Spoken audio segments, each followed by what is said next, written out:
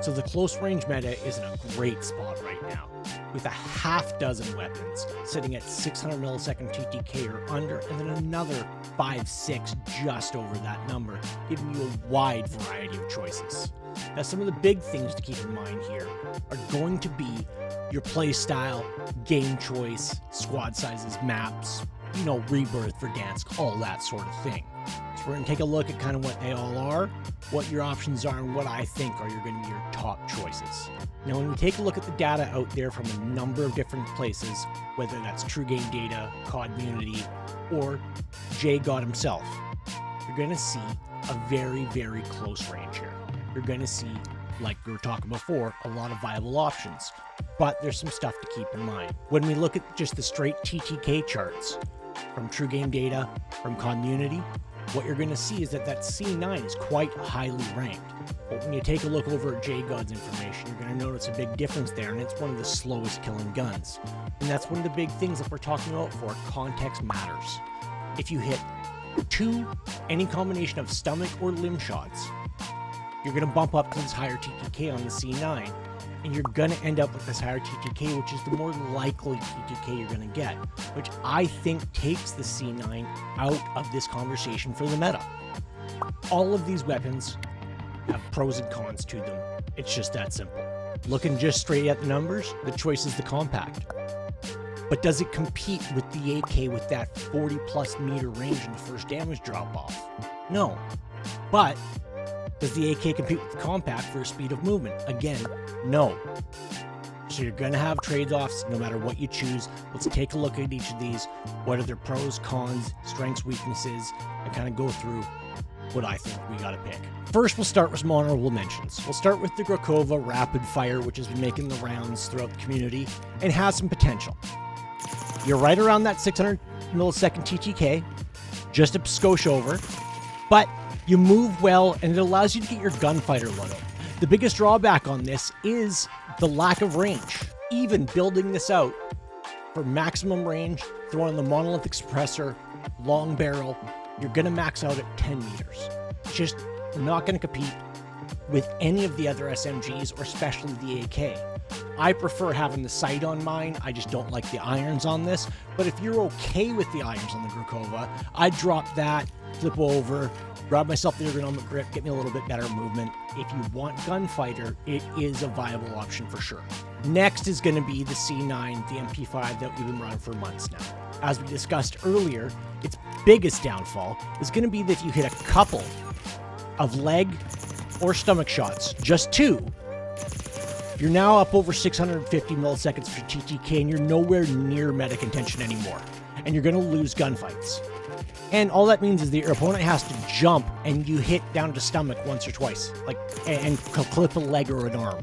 So I think for those reasons, this guy I can't really consider it meta anymore. The build that we've been running for the last number of months has not really changed. If you wanted to, you could drop the compensator, go to the balanced stock for a bit more movement. I like that myself if you feel comfortable with the recoil on it, whatever you would like. But again, the 2 stomach and or leg shots in your TTK going up to 650, I think just pulls it out. Another honorable mention is the Superi, but it does suffer from a couple of things. They nerfed the movement a little while back, which took away when you just were going on skates and gliding all over the place. And that's what was making it so good at the end of Season 1, okay? Was that you were actually moving faster than with your tack knife out with the Superi. But the other big thing for it is, again, it suffers from the same thing that the Grekhova does. Limited poor range. So when you get into some of those middle kind of lengths of fights, in that sort of 15 to 25 meter range, it just can't keep up with any of the other guns. Loadout not really changed, it's pretty consistent across the board. The Zeman, bore short barrel, Jack slash, the 40 round mag, and the rest of your 9 stock. Again though, the range and when they nerf the movement, I think just take this out, and you're again still up over that 600 millisecond TTK, which takes it out of the conversation to me. It can be fun, don't get me wrong, I just don't think it's really a meta contender. Next honorable mention is going to be the Jackal. We all know it, we all loved it in Season 1, and it was the craze. It still does well. You still move quite good with it, does good damage, shoots straight, very viable option just outside of that 600 milliseconds. So if it's one of the guns that you play well with and you hit your shots with it, say, better than the other guns, then it can be useful because it's just outside at 616. If it works good for you, run it. I still think there are better options though. Build on the Jackal, I think for me is important to use that VMP Elite blueprint. It gives you that open iron sights, makes everything work so much better. Compensator reinforced barrel, Ranger foregrip, extended mag 2, and the ergonomic grip. Biggest thing for me on this one is that VMP Elite blueprint to give you those clean iron sights. Now I know we saw it on the list earlier and everybody's thinking it. What about the nail gun? It's going to be my last honorable mention. I think it's just a bit too niche, okay? It isn't viable for anything other than barrel stuffing to me. The bullet velocity is so low on this, you get outside of that damage range of 11 meters, and now you've got to equate bullet drop on an SMG in a fight where you don't have to with anything else. All the other SMGs, close range options, are all hit scan at that point, and you've got to now account for bullet travel time on the nail gun. So to me, it can be fun, have a good time. You know, when you're looking to break things up or try something a little different and get a few laughs, go for it. I just don't think it's meta viable for any amount of play except for fun. So in 5th place, I'm going to go with the PPSH. I know it's got one of the faster TTKs than number 3, but here's the thing to me. All that muzzle smoke and flash blinding you makes it so difficult. I have a hard time hitting my shots at anything other than barrel stuffing range, and I just don't like the drawbacks of switching to the suppressor to get rid of that smoke, because to me it makes it now uncontrollable at mid-range. And I just think that if they get rid of this smoke and flash, this would be a top-end contender for sure. Build on the PPSH, compensator, reinforced, Ranger, extended mag 2. You don't have a rear grip in this one, so running the balanced stock, I think, gives you the best balance of everything over down. Pun not intended. But again, that muzzle flash and smoke is the biggest drawback on this.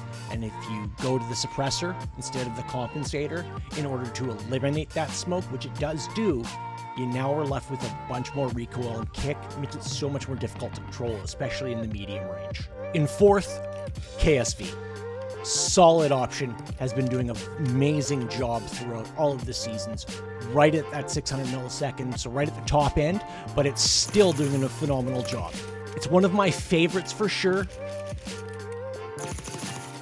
I think the KSV is a great option, especially to break up monotony if you're using something for a lot. I'm quite a fan of this one. I think the irons aren't great, but they're also not terrible. It's my biggest complaint about the KSV are those iron sights. There's a little bit blocking you can see on each side there. Again, pretty consistent with most of these. Compensator, reinforced barrel.